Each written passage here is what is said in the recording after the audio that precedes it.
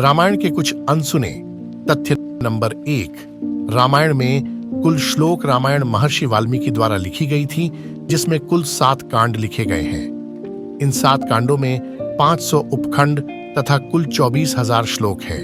रामायण में भगवान विष्णु के राम अवतार के जन्म से लेकर उनके वापस नारायण रूप में लौटने तक की कहानी लिखी गई थी।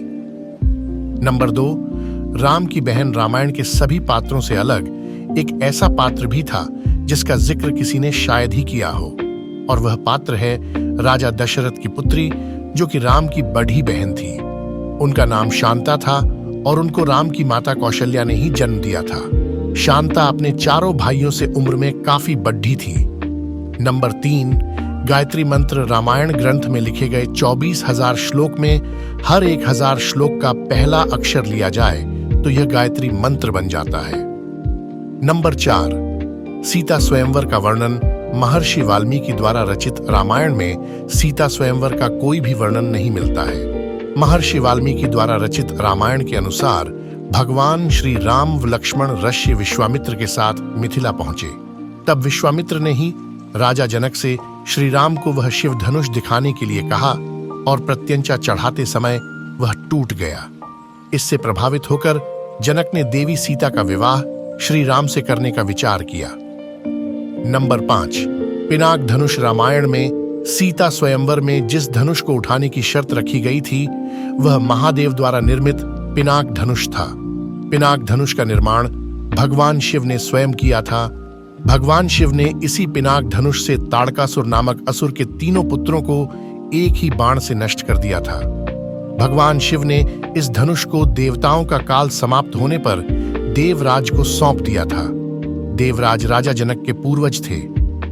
नंबर 6, हनुमान जी के गुरु यह माना जाता है कि शबरी, जिसने श्री राम को अपने पैर खिलाए थे, उनके गुरु मतंग मुनि जी हनुमान जी के भी गुरु थे।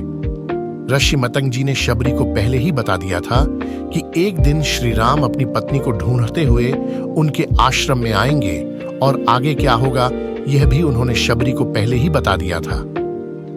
नंबर 7, रामायण में सभी अवतार रामायण में विष्णु श्री राम का अवतार लेकर आए थे तथा देवी लक्ष्मी सीता बनकर आई थी।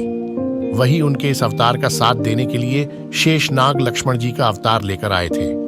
भगवान विष्णु का सुदर्शन चक्र भरत का अवतार लेकर आया था तथा शंखशैल शत्रुघ्न अवतार थे। नंबर 8, दंडकारण्य वन श्री राम लक्ष्मण और माता सीता ने 14 वर्ष का वनवास का अधिकतर समय जिस स्थान पर बिताया था वह वन दंडकारण्य नाम से जाना जाता है। यह वन बहुत बड़ा है जो कि 35,600 वर्ग मील में फैला हुआ है। नंबर 9, एकादशी का व्रत। जब श्री राम सुग्रीव की सेना को लेकर समुद्र तट पर पहुंचे तो अथाह समुद्र उनके सामने था। प्रश्न यह था कि उसे पार करके लंका तक इतनी भी सेना कैसे लेकर पहुंचा जाए। इसके लिए श्री राम ने समंदर से रास्ता मांगने के लिए समुद्र की आराधना की और एकादशी का व्रत किया था। नंबर 10, श्री राम की आयु यह माना गया है कि विवाह के समय श्री राम की आयु लगभग 16 वर्ष की थी।